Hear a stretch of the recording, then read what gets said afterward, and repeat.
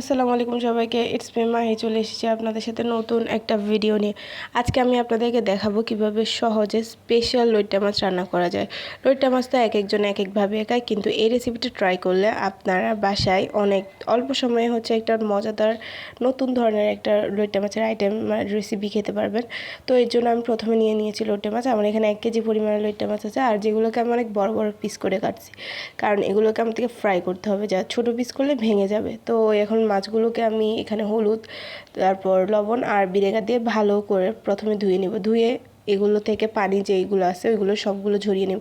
একটুও পানি থাকা যাবে না, মানে লইট্টা মাছটা একদম শুকনো থাকতে হবে। তারপর মাছগুলো থেকে সব পানি ঝরিয়ে আমি এক পাশে নিয়ে নিব।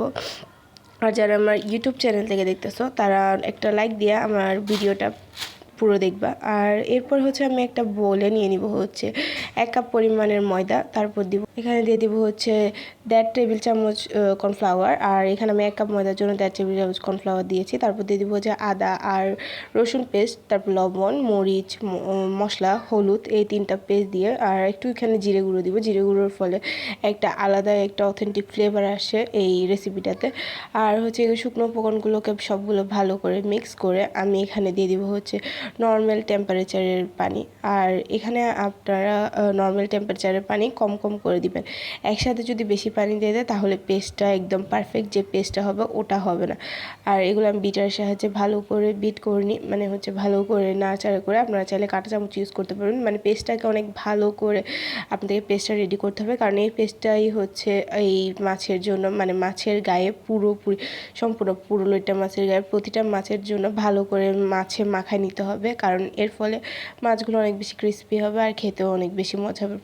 তারপর আমি প্যানে নিয়ে নিব তেল। এখানে আমি সয়াবিন তেল ইউজ করছি। আর সাধারণত আপনারা যে রান্নার তেল ইউজ করেন তা দিয়েও ভাজতে পারবেন, কিন্তু সয়াবিন তেল ইউজ করলে অনেক ভালো করে একদম ক্রিস্পিভাবে ভাজা যায়। তারপর আমি এখানে দিয়ে দিব একটা একটা করে মাছগুলো সবগুলো একসাথে দিতে যাবেন না, যার কারণে উল্টাতে এটা প্রবলেম হতে পারে আর মাছগুলো ভেঙে যেতে পারে। তাই মাছগুলোকে আমি আলতোভাবে একটার পর একটা বসিয়ে সুন্দর করে এক পিঠ শক্ত করে ভেজে নিতে হবে, কারণ যদি এক পিঠ ভালো করে না ভাজতে উল্টা দেওয়া হয় তাহলে মাছগুলো ভেঙে যাওয়ার সম্ভাবনা থাকে। আর মাছগুলো সুন্দর করে ফ্রাই করার পর এক পাশে রেখে আমি এখন একটা প্যান নিয়ে নেব সরিষার তেল।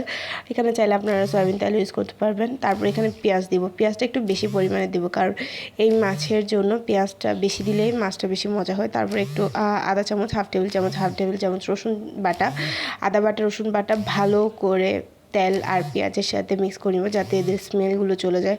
তারপর দিয়ে দেবো টমেটো। এখানে টমেটো ইউজ করছি আমি, কারণ মাছ টমেটো দিয়ে বেশি মজা হয়। তারপর দিব লবণ, পরিমাণ মতো লবণ দিব। তারপর আমি এখানে দিয়েছি 1 টেবিল চামচ মরিচ গুঁড়ো, হাফ টেবিল চামচ হলুদ গুঁড়ো, আর আমি এখানে হাফ টেবিল চামচ মশলাও দিয়েছি, কারণ মাছটার আলাদা একটা, মানে মাছের মশলা দিলে মানে মাছটা আলাদা একটু মজা আসার জন্য, একটা আলাদা ফ্লেভার চলে আসার জন্য।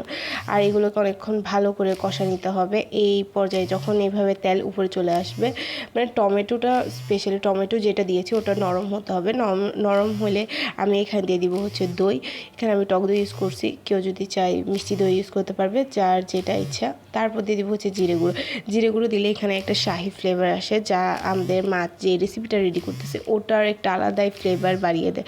তারপর দিয়ে দিব আমি এখানে টমেটো পেস্ট। আপনারা চাইলে টমেটো কেচাপ ইউজ করতে পারবেন।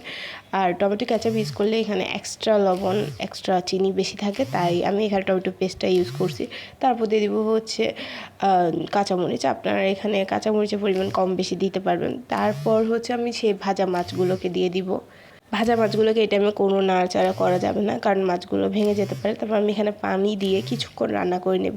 রান্না করার পর মাছগুলো নিজে থেকে একদম বসে যাবে। তারপর আমি এখানে ধনিয়া পাতা দিয়ে কিছুক্ষণ ঢেকে রান্না করব। আর কিছুক্ষণ পর 2-3 মিনিট রান্না করার পর রেডি হয়ে গেছে আমার সেই মাছ। তো আজকে ভিডিও এতটুকু। সবাই ভালো লাগলে একটা লাইক দিবা। আর যারা ইউটিউব থেকে দেখছো তারা নতুন, যারা সাবস্ক্রাইব করবে, যারা ফেসবুক থেকে তারা ফলো দিবে। সবাইকে আজকের ভিডিও এতটুকু। আসসালামু আলাইকুম সবাইকে।